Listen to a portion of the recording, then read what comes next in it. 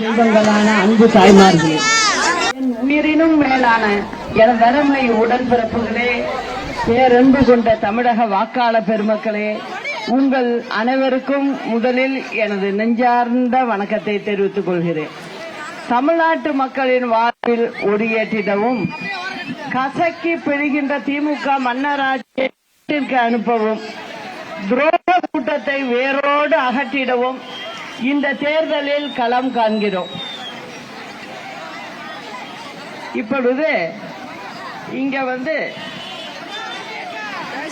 திமுக காரவங்க சொல்றது என்ன, அவங்க குடும்பத்தை சேர்ந்தவங்க வந்தாங்க, வந்து இங்க எல்லாம் உங்கள்கிட்ட பேசுறாங்க. என்ன சொல்றாங்க, அதாவது ரொம்ப தீவிரமா நாங்க தேர்தல் அறிக்கையை செஞ்சிருக்கோம் அப்படின்னு சொல்றாங்க. அதுக்கு இன்னொரு காரணமும் சொல்றாங்க. முன்னாடி நிதித்துறைய பார்த்துக்கிட்டு இருந்த அமைச்சராக இருந்தவர் அவர் தான் ரொம்ப நல்லா செஞ்சாரு, இப்பயும் அவர் எங்களுக்கு செஞ்சு கொடுத்திருக்காரு அப்படின்லாம் சொல்றாங்க. நான் என்ன கேக்குறேன், 2021 கிட்டத்தட்ட 505 வாக்குறுதியை கொடுத்தீங்க. அதுல ஏதாவது ஒண்ணு செஞ்சீங்களா? இல்ல. ஒரு 50% கூட அவங்க செய்யல, எதையும் செய்யல. ஏமாத்திக்கிட்டு நாங்க எல்லாத்தையும் செஞ்சு முடிச்சிட்டோம், அதை பண்ணிட்டோம், இதை பண்ணிட்டோம் அப்படின்னு சொல்றாங்க. நான் என்ன கேக்குறேன், அப்ப பொய் சொல்லிட்டு ஆட்சியை புடிச்சீங்க, சரி. இப்ப தேர்தல் வந்திருக்கு, இப்ப என்ன பண்ணணும், நீங்க தேர்தல் அறிக்கை முதல் முறை கொடுத்ததுலயும் தப்பு பண்ணிருக்கிறீங்க. செய்ய முடியாததெல்லாம் செய்யும்னு சொல்லி மக்களை ஏமாத்தி வாக்க வாங்கி ஆட்சிக்கு வந்துட்டீங்க. இப்பயும் என்ன பண்றீங்க, அதே தந்திரம் தான். இப்ப பாத்தீங்கன்னா செய்ய முடியாததெல்லாம் செய்யறாங்க, சொல்றாங்க. நாங்க இதை பண்ணி விடுவோம், அதை பண்ணி விடுவோம் அப்படி எல்லாம் சொல்றாங்க. நான் ஒன்னே ஒண்ணு சொல்லிக்கிறேன் உங்கள்கிட்ட, வீணா நம்ம ஏமாறக்கூடாது. இப்ப நீங்க அம்மா ஆட்சியிலையும் பார்த்திருப்பீங்க. அப்ப கரண்ட் பில் இவ்வளவுதான் இருந்ததா? இல்ல. சரி, இப்ப எவ்வளவு ஏறி இருக்கு பாத்தீங்களா? என்ன காரணம்? இவங்களுக்கு சரியா நடத்த தெரியல. அத நான் முன்னிலே சொல்லிட்டு இருக்கேன், இவங்களுக்கு சரியா நடத்த தெரியல. இப்போ அம்மா முதலமைச்சரா இருந்தாங்க, எல்லாரும் சொன்னாங்க, என்ன சொன்னாங்க, இந்த அம்மா சும்மா வீட்டிலே இருக்கு, இது என்னத்தை செய்யுது அப்படின்னு சொன்னாங்க. இப்ப எல்லாருக்கும் தெரியுதா, அம்மா இன்னைக்கு இல்ல. ஆனா அம்மா செஞ்சதை யாராவது ஒருத்தங்களால இப்ப செய்ய முடியுதா? செய்ய முடியல. அதுதான் உண்மை. இப்ப இன்னைக்கு பாத்தீங்கன்னா இந்திய லெவல்ல கிட்டத்தட்ட 61% பெண்கள் வேலைக்கு போறதா கணக்கெடுத்திருக்காங்க. இதுல முக்கியமா கவனிக்கணும், 41% பெண்கள் தமிழ்நாட்டில் தான் இருக்காங்க. இந்தியா பூரா உள்ளதுல தமிழ்நாட்டில் மட்டுமே 41% பேரு பெண்கள் வேலைக்கு போறாங்க. அந்த நிலையை யார் ஏற்படுத்தி கொடுத்தது? அம்மா. அம்மா என்ன பண்ணாங்க, சின்ன பிள்ளைங்க வீட்டுல அவங்களுடைய அம்மாவுக்கு வேலை செஞ்சு கொடுத்துட்டு போகணும், பெண் பிள்ளைகள்னா. அந்த மாதிரி இருக்கும்போது அதுங்க சரியா பஸ் கிடைக்கணும், கிராம பிள்ளைங்க பள்ளிக்கூடத்துக்கு போய் ஆகணும், போக முடியாதே அப்படிங்கிறதுக்காக என்ன செஞ்சாங்க, சைக்கிள் வாங்கி கொடுத்தாங்க. அதனால பிள்ளைங்க தாய்க்கும் வீட்டுல வேலையெல்லாம் செஞ்சு கொடுத்துட்டு பெண் குழந்தைங்க சொந்தமா சைக்கிளை மிதிச்சு போய் பள்ளிக்கூடத்துக்கு போனுச்சு. அதனால படிக்க முடிஞ்சது. இப்ப பாத்தீங்கன்னா இதெல்லாம் செஞ்சது, இதுக்கு அடித்தளம் போட்டது எல்லாமே அம்மா தான். இவங்க நான் அதை பண்ணிட்டேன் இதை பண்ணிட்டேன் அப்படின்னு சொல்றாங்க. இப்ப சமீபத்துல பாத்தீங்கன்னா இங்க வந்திருக்காரு முதலமைச்சர், என்ன தெரியுமா சொல்றாரு, எனக்கே மனசு ரொம்ப கஷ்டமா இருக்கு. ஒரு முதலமைச்சர் இப்படி எல்லாம் பேசலாமா? என்ன பேசினார் தெரியுமா, மதுரையில பரோட்டா கிடைக்கும், நல்லா மதுரையில ஜிகர்தண்டா கிடைக்கும், இதெல்லாமா ஒரு முதலமைச்சர் சொல்றாரு? முதலமைச்சர் இந்த மாதிரி வார்த்தை எங்காவது பேசுவாங்களா? யார் யாரு எந்தெந்த ஊருக்கு போறாங்களோ அவங்க சொந்த காசை செலவு பண்ணி அந்த ஊர்ல என்ன நல்லா கிடைக்குமோ வாங்கி சாப்பிடுவாங்க. அதுக்கும் இவருக்கும் என்ன சம்பந்தம்? சம்பந்தம் கிடையாது. நீங்க என்ன பண்ணணும், நீங்க செஞ்ச திட்டங்கள் நல்லபடியா போய் சேரணும் அப்படிங்கறதுக்கு நீங்க செய்யணும். ஆனா அதை செய்யல. சும்மா இத சாப்பிடறதுக்கு இது கிடைக்குது அது கிடைக்குது, ஏதோ அரசாங்கத்துல இருந்து பணம் கொடுத்து நீங்க சாப்பிடறாப்புல, இதெல்லாம் தேவையா? இன்னும் அந்த ஏமாத்துற எண்ணம் தான் அந்த திமுகவுக்கு இருக்கு. அது மட்டும் இல்ல, அவங்க தனியாவும் வரல, கூட பாருங்க ஒரு பெரிய கூட்டணி. அந்த கூட்டணியெல்லாம் இனிமே காணாம போக வைக்கணும். அது மக்கள் கையில தான் இருக்கு. இப்ப ஒரு பக்கம் இது, ஒரு பக்கம் பாத்தீங்கன்னா நம்ம கட்சியில துரோகிகள் அதிகமாயிட்டாங்க. இப்போ அம்மா இருந்த பேர்லாம் அப்படியெல்லாம் இல்ல. இப்ப 3 முறை முதலமைச்சரா இருக்கிறாங்க, திருப்பி பாத்தீங்கன்னா வேற கட்சிக்கு போறாங்க, இந்த மாதிரிலாம் பண்றாங்க. இப்போ அவங்களுக்கும் நம்ம புத்திய புகட்டி ஆகணும். நம்ம கட்சிக்காரங்களாகட்டும் தமிழ்நாட்டு மக்களாகட்டும் தலைவரையும் அம்மாவையும் நம்பி இருந்தாங்க. எதனால? அவங்க 2 பேரும் ஏழை எளியோட நல்லா பார்த்துக்கிட்டாங்க. அந்த ஒரு காரணத்துக்காக தான் எல்லாருமே நீங்க எல்லாம் வாக்களிச்சீங்க. உங்களுக்கு நல்லபடியா செஞ்சாங்க எல்லாமே. அது நாம அம்மா கூடவே இருந்து வேற பார்த்திருக்கேனா, எனக்கும் அது தெரியும். அதனாலதான் நான் சும்மாவே இருக்கிறது இல்ல. இப்ப திமுக அரசாங்கத்துல ஏதாவது தப்புன்னா உடனே வரிஞ்சு கட்டிக்கிட்டு வந்துடுறேன். என்ன நீ இதை செய்யல அதை செய்யல, இதுக்கு பதில் சொல்லுங்க அப்படின்னு நான் கேக்குறேன். அதுக்கு மூச்சு பேச்சு இல்ல. சும்மா இங்கேருந்து வர்றது, வந்துட்டு ஏதோ ஒண்ணு பேசி ஜனங்களை நம்ப வச்சுட்டு போறது. போன இதுல எல்லாம் பாத்தீங்கன்னா என்னென்ன சொன்னாங்கிறீங்க. நான் அப்பவே நினைச்சேன், என்ன இதெல்லாம் செய்யறதுக்கு நிதிநிலை சரியா இருக்கணுமே, நிதிநிலை இல்லையே, எங்க இருந்து வரும், எப்படி செய்வாங்க அப்படின்னு. நானும் இதுல 15 வருஷமா அம்மாவும் முதலமைச்சரா இருந்திருக்காங்க. நான் எல்லாத்தையும் பார்த்திருக்கேன். இப்ப உங்களுக்கெல்லாம் நல்லாவே புரியும், பெண்களுக்கு நல்லா புரியும். காரணம் என்ன? பெண்கள் எல்லாம் வீட்டுல கணக்கு வழக்குகளை நீங்க தான் பாக்குறீங்க. என்ன சம்பாத்தியம் வருதோ அதுல 4 பிள்ளைங்க உள்ள வீடு இருக்கு, 6 பிள்ளைங்க உள்ள வீடும் இருக்கு. அப்ப என்ன பண்ணுவீங்க நீங்க? இருக்கிறதுல நம்ம எவ்வளவு வருவாய் வருது, நமக்கு சம்பளம் எவ்வளவு வருது, கணவர் எவ்வளவு சம்பாதிக்கிறாரு, அதுல இருந்து நம்ம ஒரு நாளைக்கு எவ்வளவு செலவு பண்ணணும் அப்படின்னு பார்த்து தானே நீங்க எல்லாம் செலவு பண்றீங்க. அதனாலதான் நான் சொல்றேன், பெண்களுக்கு இந்த விஷயம் நல்லாவே புரியும். ஆனா அதே போலதான் அரசாங்கமும் ஒன்னும் பெரிய விஷயம் இல்ல. நீங்க வீட்டுல நடத்துற மாதிரி பெரிய விஷயம்தான் அரசாங்கம் நடத்துறது. அந்த அரசாங்கம் நடத்துறதுல வருவாய் வந்தது எவ்வளவு வந்திருக்கு, அதுல என்னென்ன செலவுகள் அப்படின்னு நம்ம பார்த்து வாக்குறுதி கொடுக்கணும். ஆனா நம்ம அப்படியா வாக்குறுதி கொடுக்கிறோம்? இல்ல, அவங்க கொடுக்கறது இல்ல. எப்படியாவது ஓட்டை வாங்கி போடணும், ஜெயிச்சிடணும். அதுக்கப்புறம் நீங்க அவங்களெல்லாம் திரும்பியே பார்க்க முடியாது. முதல்ல பாத்தீங்கன்னா இங்கெல்லாம் நடக்கிறது, நான் மதுரை விஷயம்லாம் கேட்டுக்கிட்டு தான் இருப்பேன். கொலை கொள்ளை இதெல்லாம் அதிகமா நடக்குது.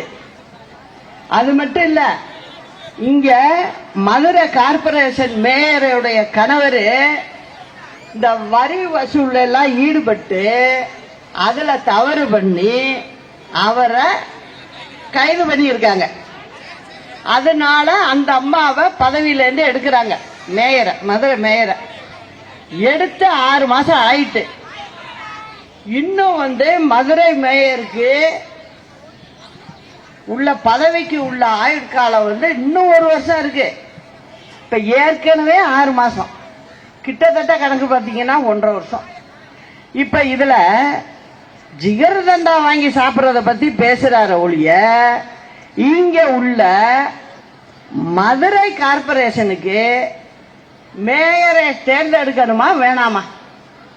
அப்ப யாரு மதுரை டவுனு இதெல்லாம் பாத்துக்கிறது யாரு? எதனால இப்படி பண்றீங்க? அதனால அரசாங்கம் நடத்துற முறை சுத்தமா சரியில்லை. என்ன பண்றாங்க, இப்ப மந்திரின்னு நிறைய போட்டிருக்காங்கல்ல, அதுல பாத்தீங்கன்னா எல்லா மந்திரிக்கும் வேலை கிடையாது. அவங்களுக்கு வேண்டிய ஒரு 3 மந்திரி, எந்த துறையா இருந்தாலும் சரி, அந்த 3 மந்திரி ஓகே பண்ணணும். இத செய்யலாம், இத பண்ணலாம்னு ஓகே பண்ணா அந்த மந்திரி சும்மா கையெழுத்த மட்டும் போடலாம்.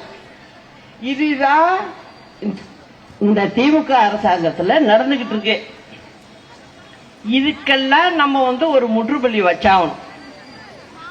வைக்கணும்னா என்ன பண்றது அப்படிங்கிற முடிவை எடுத்ததுக்கு அப்புறம் நான் ஒரு பக்கம் மக்களை பார்க்கிறேன், ஒரு பக்கம் இந்த கட்சியிலே இருந்த தொண்டர்களை பார்க்கிறேன்.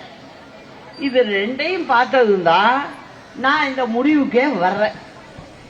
என்ன பண்றேன், உடனடியா நான் இங்க வந்தப்போ என்ன பண்றேன், ஒரு கொடியை அறிவிக்கிறேன். அதுக்கப்புறம் ஒரு கட்சி சின்னம் 2 வந்ததும் அதையும் சொல்றேன். இது எல்லாமே 1 மாசம் 1.5 மாசத்துக்குள்ள பண்ணதுதான்.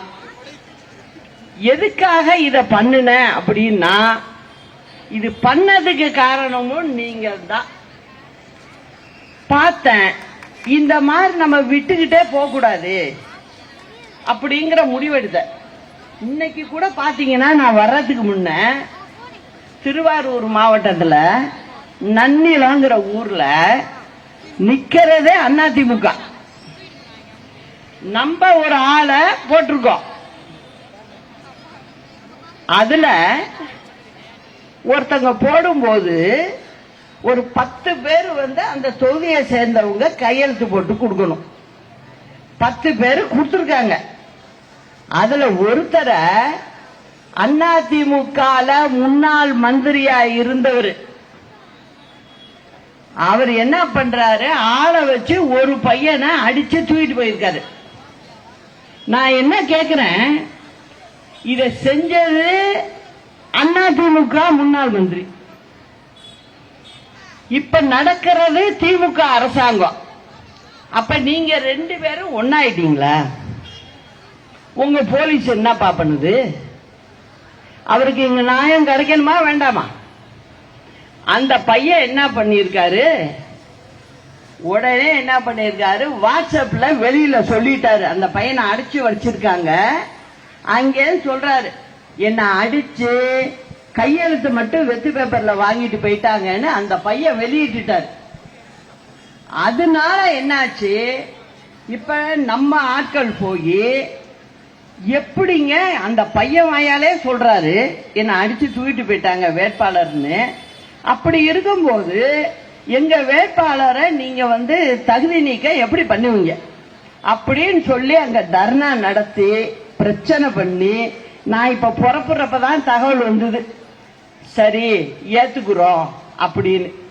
இப்ப நீங்க பாத்தீங்கன்னா சாதாரண மனிதர்லாம் போய் தேர்தலில் நிக்கிற மாதிரி முறைகளே இல்ல. இப்போ இத தேர்தல் கமிஷனுக்கும் நான் சொல்லிக்கிறேன், நீங்க தான் எடுக்கிறீங்க.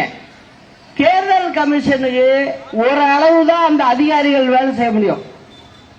காரணம் என்னன்னா இங்க யாரு ஆளுங்கட்சியோ அவங்களுடைய அதிகாரிகள் தான் அங்க உட்கார்ந்துருப்பாங்க. அதனால இவங்க இஷ்டத்துக்கு சொல்றாங்க. இவங்களுக்கு ஒரு தொகுதியில ஜெயிக்க முடியாது அப்படின்னு மனசுக்கு பற்றுச்சுன்னா அதுல யாரு எழுத்து நிக்கிறாங்களோ இந்த மாதிரி ஆளை தூக்கிட்டு போறது, நிராகரிக்கிறது, இந்த மாதிரி செஞ்சு தான் ஜெயிச்சிடணும் அப்படின்னு நினைக்கிறாங்க. நான் என்ன சொல்றேன், தைரியத்துல வெளில நிக்கணும்ல. அதை நிக்காம ஏன் இந்த திருட்டுத்தனம் பண்றீங்க? அப்புறம் இன்னொன்னு உங்களுக்கு சொல்றேன், அதாவது என்ன பண்ணுவாங்க, நாங்க அதை தர்றோம் இதை தர்றோம் ஓட்டை எங்களுக்கு போட்டுருங்க அப்படின்னு சொல்லுவாங்க. நான் என்ன சொல்றேன் உங்களுக்குன்னா, அது மக்களோட வரி பணம். அதனால அவங்க வீட்டு பணத்தை அவங்க செலவு பண்ணல. அதனால தாராளமா நீங்க வாங்குங்க, அது உங்களோட வரி பணம் தான். நானே சொல்றேன் நீங்க வாங்குங்கன்னு தான் சொல்றேன், வாங்குங்க. ஆனா வாக்க மட்டும் எந்த வேட்பாளருக்கு போடணும் அத மனசுல வச்சுங்க, அதுக்கு போடுங்க. இப்ப நம்ம வேட்பாளருக்கு நீங்க போட்டீங்கன்னா தான் நான் இவங்கள கேள்வி கேட்க முடியும், எதுவும் பண்ண முடியும். இதுதான் உண்மை நிலைமை. அதனால இப்ப எனக்கு காலையில இருந்து வந்த தகவல், நாங்க நம்ம நிக்கிற இடத்துல எல்லாம் எப்படியாவது கழிச்சு விடுங்க, நிக்க விடாம பண்ணுங்க அப்படின்னு சொல்லி ஒரு வேலையே நடந்திருக்கு. இதெல்லாம் ரொம்ப தவறானதுங்கிறதையும் சொல்லிக்கிறேன். அம்மா இருக்கும் போதெல்லாம் இந்த மாதிரி வேலையெல்லாம் கிடையாது. யாரு நின்னாலும் நாங்க இந்த மாதிரி வேன்ல வருவோம், நேரா மக்கள்கிட்ட பேசுவோம், நேரா ஒண்டி கொண்டி வா அப்படின்னு தான் கேட்போம். அப்படிதான் அம்மா அரசியல் பண்ணது. உங்களுக்கெல்லாம் தெரியும், நான் கூடவே பின்னாடிதான் உட்கார்ந்துருப்பேன், பாத்திருக்கீங்கல்ல. கிட்டத்தட்ட 39 வருஷமா நான் இதுல இருக்கேன். உங்களுடைய ஆட்டத்துக்கு கிட்டத்துக்கெல்லாம் முடிவு கட்ட தான் நான் வந்திருக்கேன். அதையும் சொல்றேன், நீங்க மக்களை ஏமாத்திக்கிட்டு இருக்கீங்கிறது நல்லா எனக்கு தெரியும். எல்லாத்துக்கும் முடிவு கட்டணும்னு தான் நான் நினைக்கிறேன். அதனால எங்கெங்க எந்த இடத்துல தமிழ்நாடு முழுவதுமே சொல்றேன், எந்த இடத்துல தென்னந்தோப்பு சின்ன இருக்கோ அங்கெல்லாம் யாரு என்ன சொன்னாலும் கரெக்டா போட்டுருங்க ஓட்டை. அதுக்கப்புறம் உங்களுக்காக நான் இருக்கேன், நான் பாத்துக்கிறேன். அத நான் ஒவ்வொரு இடத்துலயும் நான் சொல்றதுக்கு காரணம் இதான். இன்னைக்கு படிச்ச சின்ன பிள்ளைகளுக்கு வேலை இல்லை. நீங்க அரசாங்கங்கிறீங்களே, வேலை கொடுத்தீங்களாப்பா? நீங்க 5 லட்சம் பேருக்கு வேலை கொடுப்போன்னு 21 போன தேர்தலில் நீங்க வாக்குறுதி கொடுத்திருக்கீங்க, செஞ்சீங்களா? நீங்க செய்யலையே.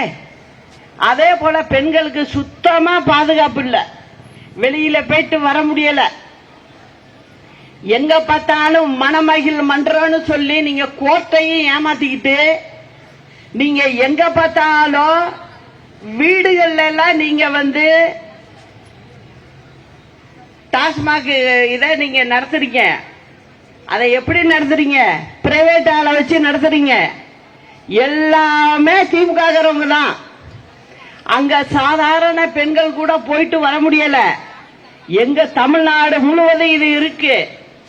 இதெல்லாம் கண்டிக்கணும். அதனாலதான் பெண்கள் வெளில போக முடியல. அது மட்டும் இல்ல, பள்ளிக்கூடத்துல எல்லாம் இப்ப போதைப் பொருள் விக்குது. அது எப்படி அரசாங்கத்துக்கு தெரியாமையா விற்க முடியும்? எப்படி விடுறீங்க நீங்க? உங்களுக்கு அதுல பங்கு இருக்கா? நான் கேட்கிற கேள்விக்கு நீங்க பதில் சொல்லணும். எப்படி இது இவ்வளவு நடமாட்டத்துல போகுது? இப்ப ஒவ்வொரு வீட்லயும் நம்ம எப்போதும் சொல்லுவோம், இந்த பிள்ளைகள் போய் பள்ளிக்கூடத்துக்கு போயிட்டு வீடு திரும்புறது வரைக்கும் எல்லா தாய்மார்களும் வயிற்றுல நெருப்ப கட்டிக்கிட்டு இருக்காங்க. பெண் பிள்ளையா இருந்தாலும் சரி, ஆண் பிள்ளையா இருந்தாலும் சரி. இதுக்கு என்ன காரணம்? போதை கலாச்சாரத்தை எங்க பார்த்தாலும் நீங்க சும்மா ரோட்ல போனா கூட வித்துக்கிட்டு போற அளவுக்கு ஆகி போச்சு. அதெல்லாம் இதுக்கெல்லாம் ஒரு முடிவு கட்டணும். அப்படின்னா நம்ம இருந்தாதான் முடிவு கட்ட முடியும். அது நீங்க எங்களுக்கு ஓட்ட போட்டுருங்க. நான் எப்படி வரணும் என்னங்கிறதுக்கெல்லாம் நான் பாத்துக்கிறேன். அதெல்லாம் ஒண்ணுமே கவலைப்படாதீங்க. நீங்க மக்கள் என்னோட இருக்கீங்க. அது எத்தனை பெரிய கூட்டணியா இருந்தாருன்னா, மக்கள் என் பக்கம் இருக்கிறதுனால நான் இந்த சலசலப்புக்கெல்லாம் பயப்படுறவ கிடையாது. அம்மாவும் நானும் எவ்வளவோ பார்த்துட்டு தான் வந்தோம். நீங்க பிடிச்சி எங்களை எல்லாம் உள்ளார போட்டீங்க, ஜெயில போட்டீங்க, கொண்டுட்டு போய் 4 வருஷம் ஜெயில அடைச்சிங்க. அப்படிலாம் பயந்து போயிடுவேன்னு நினைச்சுக்கிட்டு பண்ண வேலை தான் இதெல்லாம். அதுக்கெல்லாம் பயப்படுற ஆளு நான் கிடையாது. அதனால வந்ததை பார்த்துக்கோன்னு தான் நான் இருக்கேன். ஆனா மக்களுக்கு நான் சொல்ல வேண்டியது என்னோட கடமை. இப்போ அரசியல் வெளியில மட்டும் பண்ணாதவங்க கோயில்லையும் பண்ண ஆரம்பிச்சுட்டாங்க. எந்த கோயில்லையும் நீங்க போனீங்கன்னா சாமி என்ன உங்கள்கிட்ட 300 ரூபா கொடு, 400 ரூபா கொடுன்னா கேக்குது? யாராவது ஒரு ஏழை எளியவங்க போய் சாமி கும்பிட்டுட்டு வெளில வர முடியல. எல்லாருக்கிட்டையும் இந்த இவ்வளவு பணம் கொடு, அப்பதான் நேரம் போலாம். நீ இதெல்லாம் என்ன? அம்மா இருந்தப்ப அப்படியா இருந்தது? பெரிய பெரிய கோயில் எல்லாம் எல்லாரும் போயிட்டு வந்தாங்க. போயிட்டு வந்தது மட்டும் இல்ல, ஏழை எளியதுங்களுக்கெல்லாம் சாப்பாடும் அங்க கொடுத்துருக்காங்க. நீ எல்லாத்துலயும் பெரிய பூட்டை போட்டு பூட்டிட்டு சாமி பேர்ல உள்ள பணத்தை எல்லாம் எடுத்து நீ ஒவ்வொரு விழாவா நடத்திக்கிட்டு இருக்கீங்க. அதே போல கும்பாபிஷேகம் பண்ற, நாங்க 1000 பண்ணிட்டோம். இப்ப அடுத்த இதுல சொல்லியிருக்காங்க, என்ன சொல்லியிருக்காங்க தெரியுமா? 5000 பண்ணுவோம், கும்பாபிஷேகம் 5000 பண்ணுவோம் அப்படிங்கிறது. எனக்கு தெரிஞ்சவங்களே என்கிட்ட சொல்லி வேதனைப்பட்டாங்க. என்ன சொல்றாங்க? ஒரு வேலையை நாங்க செஞ்சு தரோம், வேண்டுதல்னு போனோங்க. அவங்க என்ன சொல்றாங்க? நீ பணத்தை மட்டும் என்கிட்ட கொடுத்துரு, நாங்க பண்ணிடுறோங்கிறாங்க. அம்மா இருந்த பேர்லாம் அப்படியெல்லாம் இல்லை. நீங்க இந்த வேலைக்கு இவ்வளவு ரூபா ஆகும், நான் ஆள் பார்த்து வச்சிருக்கேன், நான் செஞ்சு கொடுத்துறேங்கன்னு சொன்னா தாராளமா நீங்க செய்யுங்கன்னு சொல்லிவிடுவாங்க. நீங்களே ஆள் அடிச்சு அந்த இடத்துல ஒரு கான்ட்ராக்டர் அடிச்சு நீங்க அந்த வேலையை செஞ்சு கொடுக்கலாம். உங்க மனசுக்கும் திருப்தி இருக்கும், சாமிக்கு செஞ்சது நம்மளே செஞ்சோம் அப்படின்னு இருக்கும். அப்படிதான் செய்யணும். ஆனா இந்த அரசாங்கம் அப்படி இல்லை. நீ பணத்தை கொடுத்துரு, மற்றதை நாங்க பாத்துக்கிறோம்னு சொல்லிட்டு இவங்க கிட்ட இருந்து வாங்குற பணத்தை எடுத்துக்கிட்டு சும்மா என்ன தெரியுமா பண்றாங்க? கவர்மெண்ட் கோயில் பணத்திலேருந்து அந்த வேலை செஞ்சதா எடுத்துடுறாங்க. இவங்க என்ன சொல்றாங்க? நாங்க தானே சொன்னோம் உபயதாரர்னு பேரை போடுங்கன்றாங்க. பேரெல்லாம் போட முடியாதுங்கிற. ஏன் நீ பேர் போட முடியாதுன்னு சொல்ற? பணம் கொடுத்து இன்னொருத்தவங்க செய்யறாங்கன்னா அவங்க பேர் போடலாமே, தப்பு கிடையாது. ஆனா போடுறது இல்ல. இப்படிதான் இந்த 1000 இது கோயில் கும்பாபிஷேகம் நடந்திருக்கு. கோயிலுக்குள்ள போயிட்டு வரணும்னா குறைச்சலா ஒரு ஏழையா இருந்தா கூட 500 ரூபாய் வேணும். இல்லைன்னா அங்க அதுக்குள்ள போறதுக்கு விட மாட்டேங்கிறாங்க. சாமியை பார்க்கறதுக்கே பணம் கேக்குதுப்பா இந்த அரசாங்கம். இதுதான் நடக்குது. இதுக்கு எல்லாம் நீங்க முடிவு கட்டி ஆகணும். நான் எல்லாத்தையுமே சொல்லிட்டேன் உங்ககிட்ட. இன்னும் நிறைய இருக்கு, தினம் சொல்லுவேன். அதுக்கெல்லாம் இவங்களால பதில் சொல்ல முடியாது. ஏன்னா எல்லாமே ஏமாத்து வேலை தான். அதனால நிச்சயமா நீங்க எங்க மதுரை மத்திய தொகுதியில் உள்ள சக்கரவர்த்தி அவர்களுக்கு தென்னந்தோப்பு சின்னத்துல நீங்க வாக்களிச்சு வெற்றி பெற செய்யணும்னு அன்போடு கேட்டுக்கிற. நிச்சயம் செய்வீங்க. அந்த செய்தியை நான் பார்த்துட்டு திருப்பி நான் வெற்றி பெற்றது நான் உங்களை வந்து பார்ப்பேன். நிச்சயம் நீங்க நல்லதை செய்யணும். ஒரு சாதாரண ஆட்களை நம்ம வந்து எம்எல்ஏ ஆக்கி கொண்டுட்டு போகணும். அப்பதான் உண்மையான வழி தெரியும். அதுக்காக தான் நான் இந்த மாதிரி தான் நான் செஞ்சுக்கிட்டு இருக்கேன். அதனால நிச்சயம் வெற்றியை நீங்க கொடுக்கணுங்கிறத சொல்லி நாளை நமது வெற்றி நிச்சயம். அண்ணா நாமம் வாழ்க, புரட்சி தலைவர் நாமம் வாழ்க, புரட்சி தலைவி அம்மா நாமம் வாழ்க. நன்றி, வணக்கம்.